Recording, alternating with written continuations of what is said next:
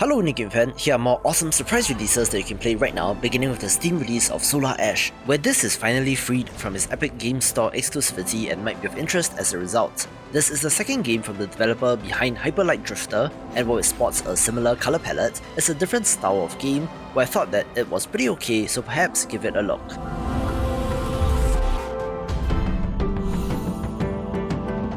I'm quite impressed at how publisher Goblins continues to support their games, with Banners of Ruin Moonstone being the latest paid DLC for this roguelite RPG, adding a new character in the Bard, which is an ideal support character. The core game is great and challenging, set in a world that crosses Red Wall with Game of Thrones, where this DLC also includes new scenarios, cards, and enemies, including a lone wolf who's hunting down this particular character, making it even better.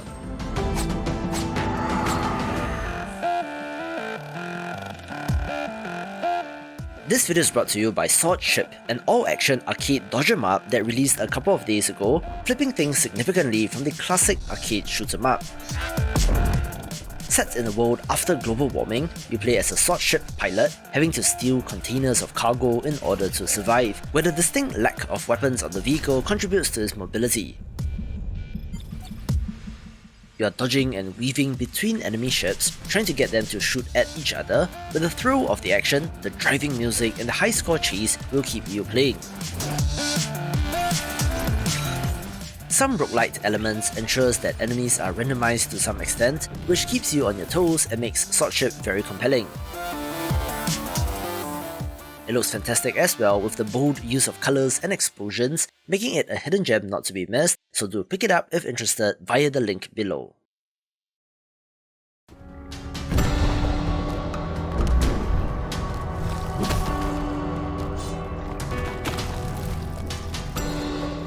I also want to give a special mention to Zor, Pilgrimage of the Slorfs, whose latest update is titled Into the Murk, the first major update in early access to this roguelite tactics title.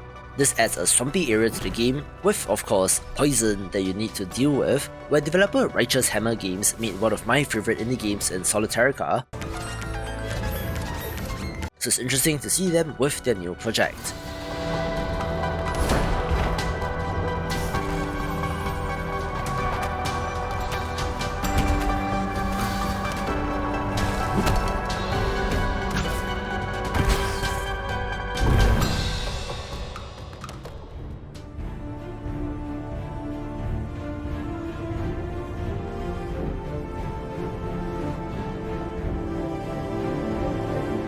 If you love tower defense games, Element TD2 will be of interest, where there's an interesting history here with this game that also began life as a Warcraft 3 custom map, but have managed to make the transition into a fully fledged standalone game.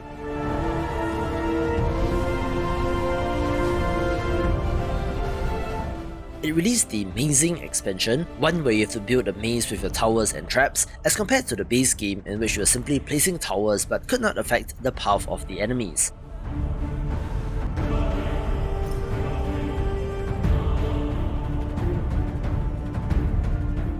This DLC adds a new 14 mission campaign as well as new maps, both in single player and co-op, as well as a whole bunch of achievements, making it of interest to fans of the genre.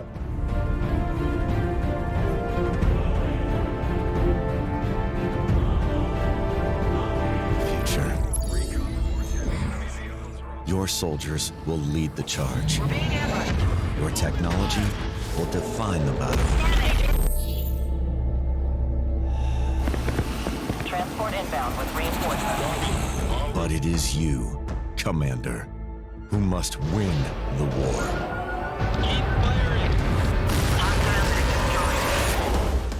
A not-so-indie title that reminded me of the brutality of the game industry is Crossfire Legion, a fantastic-looking real-time strategy title that looked like it might have been the second coming of Command & Conquer, but after a relatively short early access period, seems to be underperforming relative to the size of the studio, which is supposed to have something like 300 employees.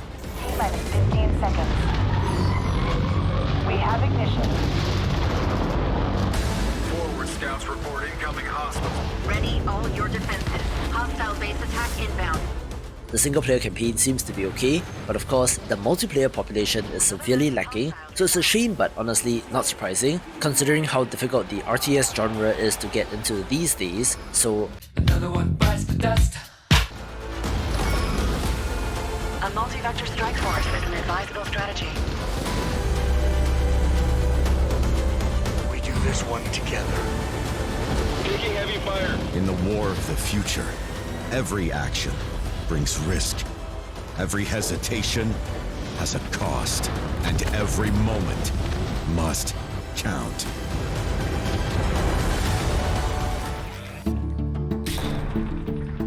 See how the industrious villagers build their new homes. They expand. They grow. They thrive.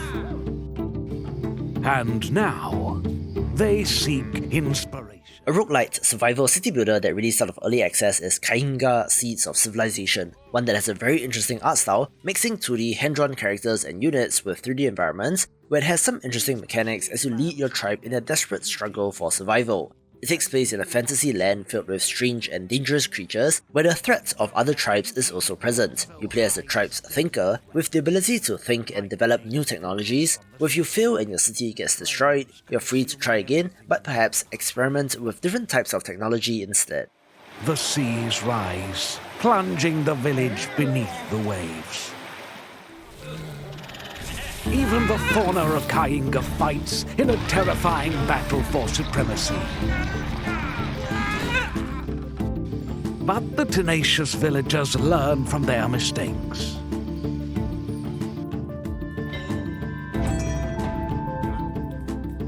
They start again, and this time, they might get it right. As such, it's similar to games like The Wandering Village, but honestly, it's a little bit more rough around the edges, but it's still pretty impressive since I believe it's from a solo developer. Beneath the storms of Ragnarok, abandoned the desolate shores of Northgard, and braved the savage waves that barred the way to the new world. But we were unprepared for what awaited us upon our arrival. Alright, admittedly, there are a slightly more than usual number of strategy games in this particular video, but I do have to give mention to Northgard Cross of Vidar expansion, a paid DLC that adds a new campaign to this grand strategy RTS from 2018, where most interestingly, this includes a new civilization in the southern kingdoms under the Clan of the Lion, where southerners play very differently as compared to their Viking counterparts. This was one of my favourite games of that year, where the success of this has enabled developer Shiro Games to grow much larger, but unfortunately, this DLC seems to have launched in a buggy state, but once fixed, should be a worthy addition to the game.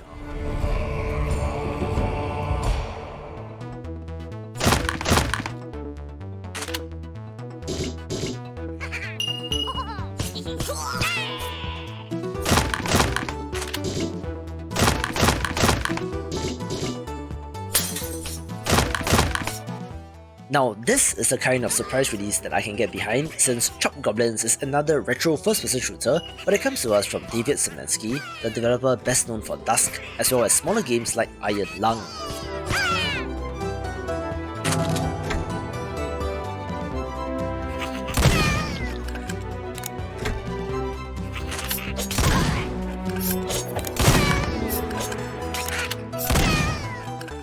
It is a very short, bite-sized FPS experience that should take no more than 30 minutes to complete, but this developer is known for the boomer shooter, and this is indeed a clever example of that, where reviews do not lie and people love this, so check it out if you're a fan of his other games.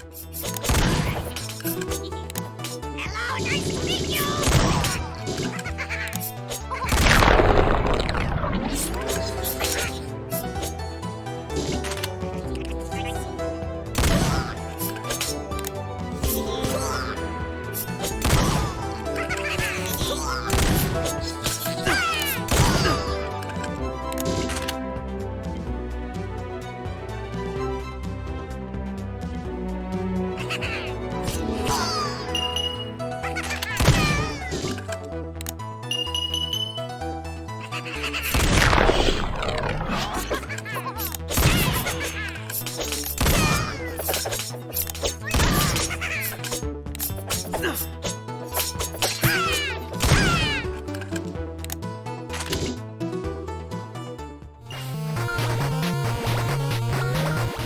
I want to give a special mention to this title as well, since while it looks like a vertical shoot 'em up, it self-describes as a twin-stick shooter without the twin stick, where you're automatically firing off your weapons without even having to aim, being one of the standout Vampire Survivors-like titles without being a direct clone, so the 1.0 release of Gunlocked is of interest, where you can find out just how insane the Vampire Survivors clone situation has gotten in this video.